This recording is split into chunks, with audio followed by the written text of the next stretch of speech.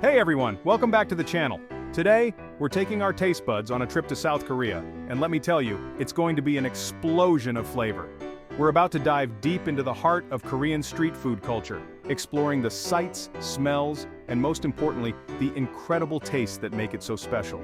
From savory to sweet, spicy to tangy, Korean street food has something for everyone, and I'm so excited to share some of my all-time favorite recipes with you. These dishes are not only delicious but also surprisingly easy to make at home. Get your aprons ready because we're about to embark on a culinary adventure you won't forget. We'll be tackling some iconic classics, dishes that have been enjoyed on the bustling streets of Seoul for generations. But more than just recipes, we're going to talk about the stories behind these dishes, the ingredients that make them sing, and the cultural significance they hold. So, whether you're a seasoned foodie or just starting to explore the world of international cuisine, grab your chopsticks, get ready for a delicious journey, and let's get cooking.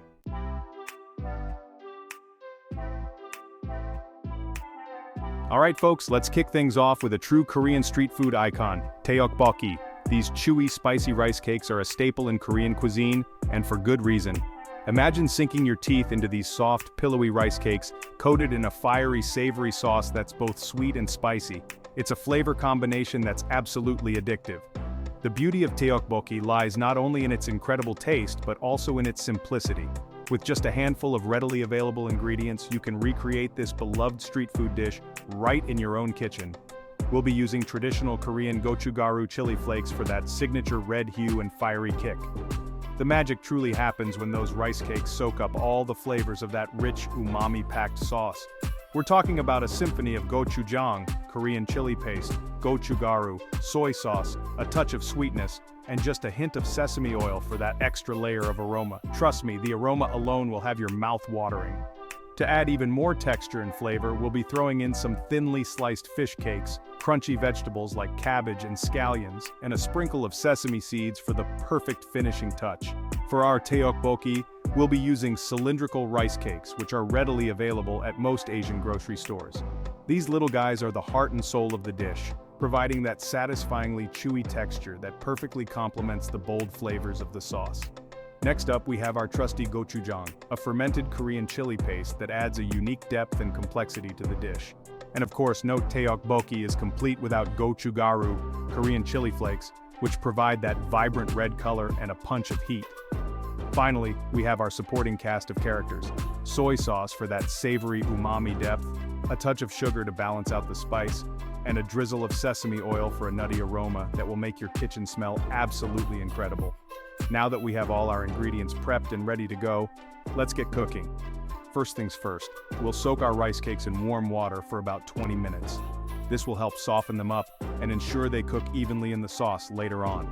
While the rice cakes are soaking, we'll prepare our sauce by combining the gochujang, gochugaru, soy sauce, sugar, and a bit of water in a bowl. Whisk it all together until it forms a smooth, homogeneous paste, bursting with flavor and ready to coat those rice cakes to perfection. Next, we'll heat up some oil in a pan and saute our vegetables until they're slightly softened but still retain a bit of crunch. This is where the aroma of our tteokbokki really starts to come alive. Finally, we'll add our soaked rice cakes, the flavorful sauce, and a bit of water to the pan. We'll let everything simmer together until the sauce thickens and the rice cakes become wonderfully soft and chewy, soaking up all those amazing flavors.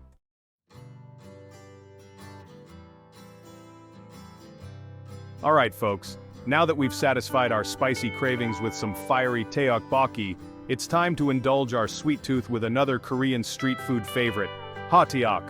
These sweet, chewy pancakes are like a warm hug on a cold day, filled with a gooey, melt-in-your-mouth brown sugar and cinnamon filling. Imagine biting into a crispy, golden brown pancake, only to be greeted by a sweet, molten center that oozes out with every bite. The aroma of cinnamon and brown sugar fills the air, transporting you to the bustling streets of Seoul, where these sweet treats are enjoyed by people of all ages. Hotteok is more than just a dessert.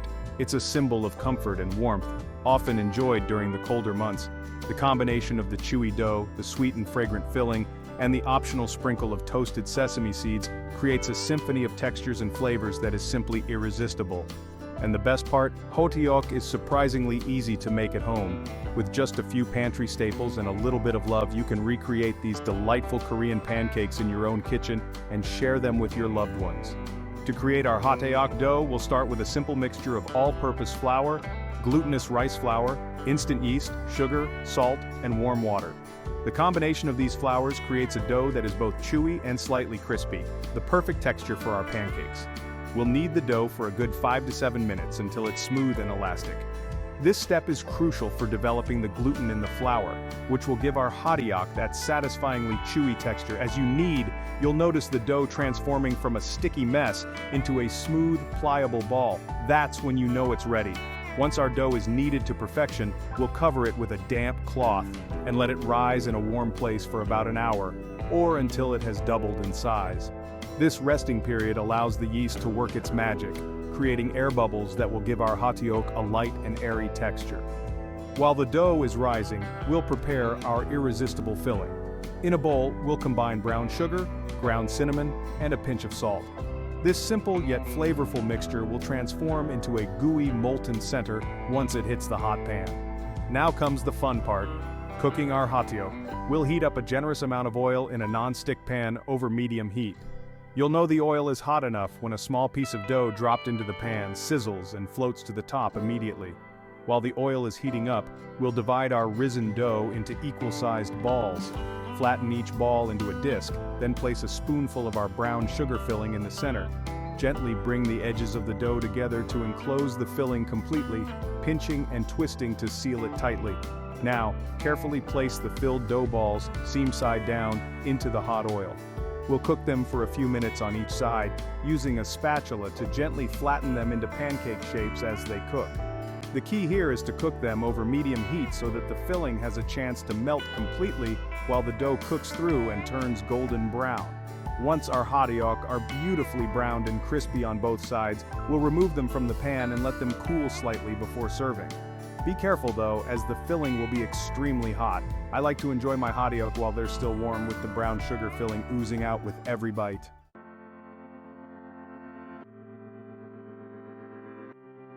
Alright folks, are you ready for our next Korean street food adventure? This time, we're diving into the wonderful world of Gimbap, often called Korean sushi rolls. These delightful parcels of flavor are a staple in Korea, perfect for a quick bite, a picnic, or a satisfying snack any time of day. Before we get our hands dirty, let's gather our ingredients. You'll need cooked sushi rice, seasoned with a touch of sesame oil and salt, sheets of dried seaweed known as jim, your choice of protein. I love using thinly sliced marinated beef or seasoned spinach, and an assortment of colorful veggies like julienne carrots, pickled radish, and spinach. Now the key to incredible gimbap is all in the prep. Make sure your veggies are thinly sliced. This will make rolling a breeze, and your rice is perfectly cooked, sticky but not mushy.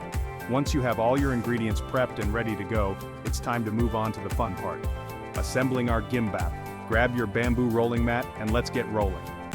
Lay a sheet of jim on the mat, shiny side down, and spread a thin, even layer of rice over it, leaving about a centimeter bare at the top edge.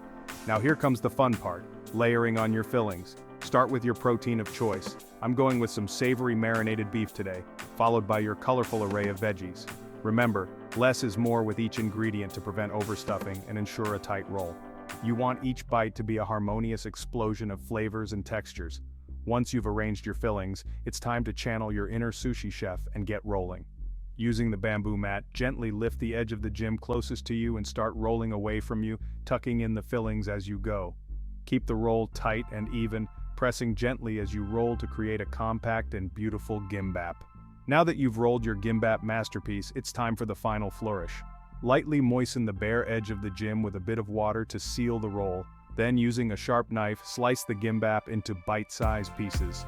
And there you have it, perfectly rolled, visually stunning, and utterly irresistible gimbap. Serve your gimbap with a side of soy sauce for dipping, or get adventurous and try it with some spicy kimchi or pickled ginger. The beauty of gimbap lies in its versatility. You can customize the fillings to your heart's content and enjoy it as a snack, a light meal, or even part of a larger Korean feast.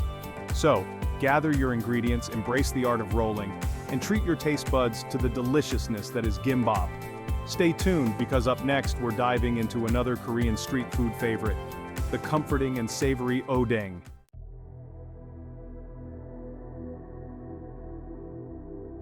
Alright folks, get ready for another Korean street food classic, Odang. These aren't your ordinary fish cakes. Imagine tender, savory fish cakes skewered and simmered in a flavorful broth.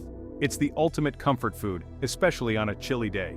You'll find Odang vendors all over South Korea, from bustling street markets to cozy food stalls. They're usually easy to spot with giant pots of steaming broth and mountains of skewered fish cakes. The aroma alone is enough to make your mouth water. What I love most about Odang, besides its deliciousness, is the communal aspect. People gather around, sharing skewers and stories while enjoying the warm broth. It's a beautiful representation of Korean street food culture. Now let's dive into how you can recreate this iconic dish in your own kitchen. Don't worry, it's surprisingly easy. First things first, let's gather our ingredients. You'll need fish cakes, of course. You can find these at Korean grocery stores or online. Then we'll need some basic pantry staples for the broth-dried anchovies, kombu, kelp, soy sauce, sugar, and some garlic for that extra kick.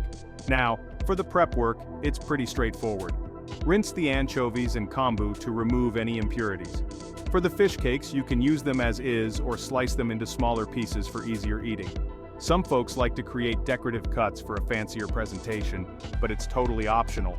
The key to a flavorful broth is simmering those anchovies and kombu.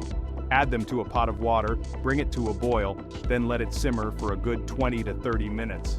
This will extract all those delicious umami flavors that make Odang so special. While the broth simmers, you can prepare your dipping sauce. A simple mixture of soy sauce, vinegar, gochugaru, Korean chili flakes, and sesame seeds is all you need for a flavor explosion. Once your broth is brimming with savory goodness, strain it to remove the solids. You'll be left with a clear, golden broth that's packed with flavor. Now add your soy sauce, sugar, and garlic to the broth and bring it back to a simmer. Next, add your fish cakes to the simmering broth and let them cook until they're tender and heated through. This usually takes about 5 to 7 minutes. You want them to be soft and slightly puffed up, absorbing all that amazing broth. And there you have it. Your homemade Odang is ready to be devoured. Serve it piping hot in bowls, skewering the fish cakes for easy eating. Don't forget to provide that dipping sauce on the side for an extra kick. And of course, no Odang experience is complete without some broth. Ladle some into your bowl and enjoy its warmth and savory depth. It's the perfect way to warm you up from the inside out.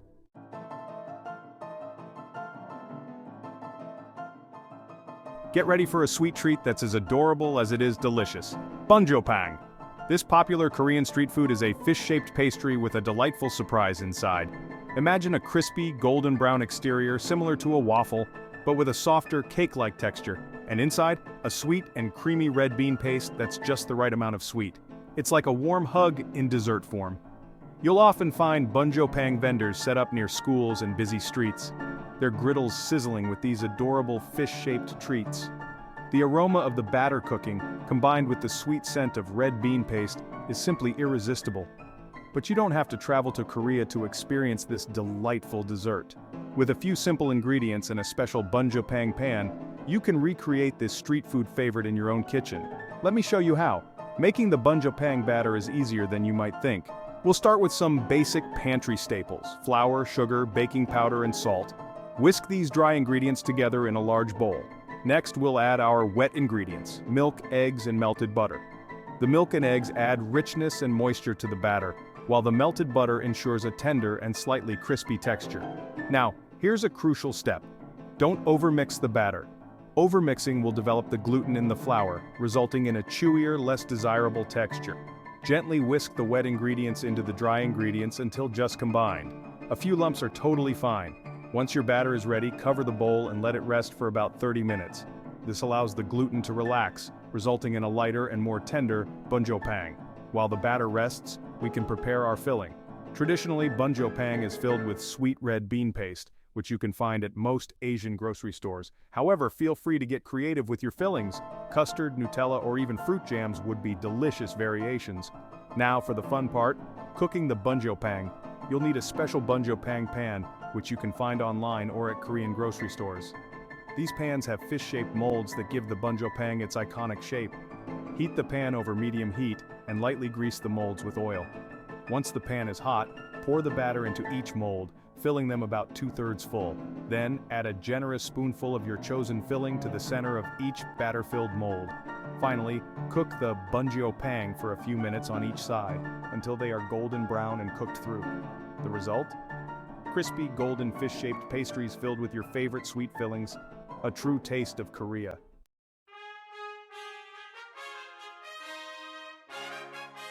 Well, there you have it, folks. 5 incredible South Korean street food recipes that are sure to tantalize your taste buds and transport you straight to the bustling streets of Seoul. From the spicy and savory tteokbokki to the sweet and comforting Bungo Pang, there's something here for everyone. I hope these recipes have inspired you to bring a taste of South Korea into your own kitchen.